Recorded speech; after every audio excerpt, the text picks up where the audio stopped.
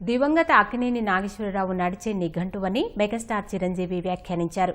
ఆయన పేరిట ఇచ్చే జాతీయ పురస్కారాలు దాదాసాహెబ్ ఫాల్కే అవార్డ్స్ స్థాయికి చేరాలని ఆకాంక్షించారు.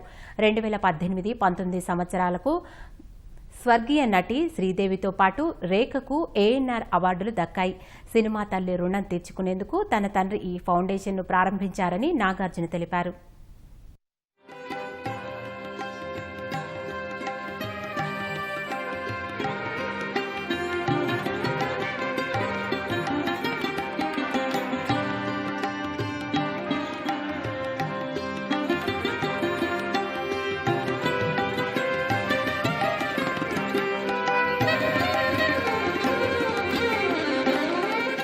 భారతీయ చలనచిత్ర పరిశ్రమలో విశిష్ట సేవలందించిన సినీ ప్రముఖులకు అక్కినేని నాగేశ్వరరావు పేరిట ఇచ్చే జాతీయ పురస్కార వేడుక అట్టహాసంగా జరిగింది. హైదరాబాద్ అన్నపూర్ణ 7 ఎకరాల స్టూడియోలో సినీ ప్రముఖుల సమక్షంలో అక్కినేని కుటుంబం ఈ వేడుకను అట్టహాసంగా నిర్వహించింది.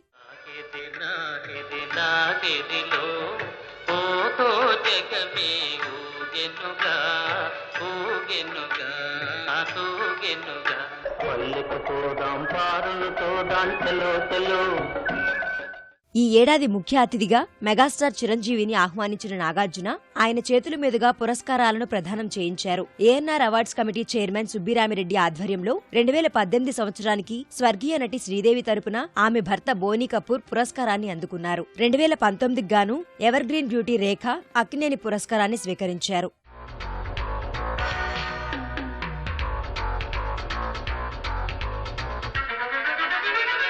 దేని సోకు సంపంగిరేకు అందుకుంటే షాకు నన్నంటుకోకు అమ్మ దేని చూపు మరుమల్లి చూపు అమ్మ రాకు రాకు నేనున్నవై.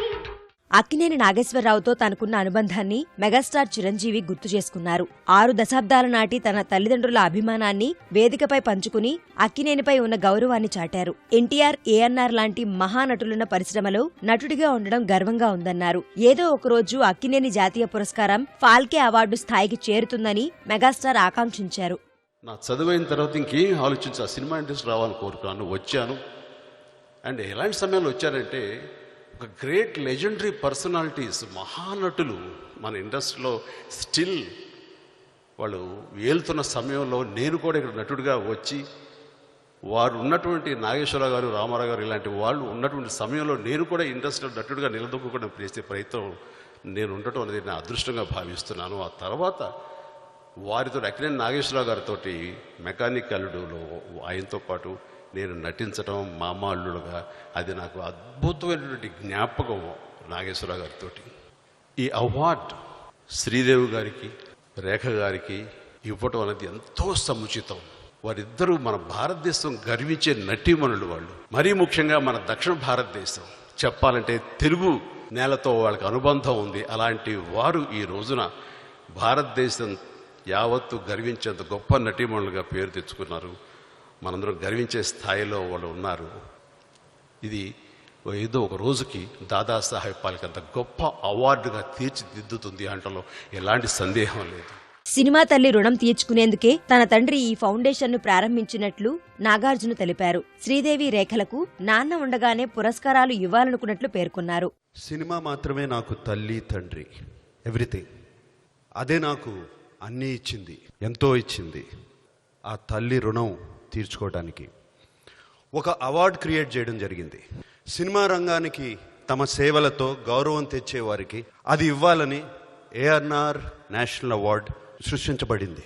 శ్రీదేవి గారికి, రేఖా గారికి ఆ గౌరవం దక్కాలని, వారికి ఏఎన్ఆర్ నేషనల్ అవార్డు ఇవ్వాలని నాన్న ఎప్పుడూ చెబుతూనే ఉండేవారు. మాకు ఆయన ఉన్నప్పుడు ఇవ్వలేకపోయాం, కానీ తెలుగు సినిమా ఉన్నంత వరకు అక్కినేని నాగేశ్వరరావు గారు ఉంటారు.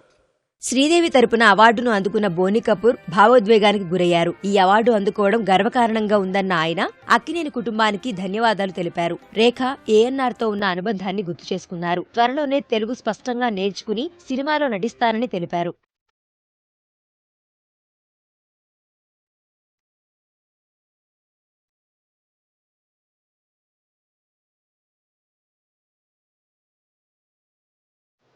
I'm sure she would have felt humbled receiving this award.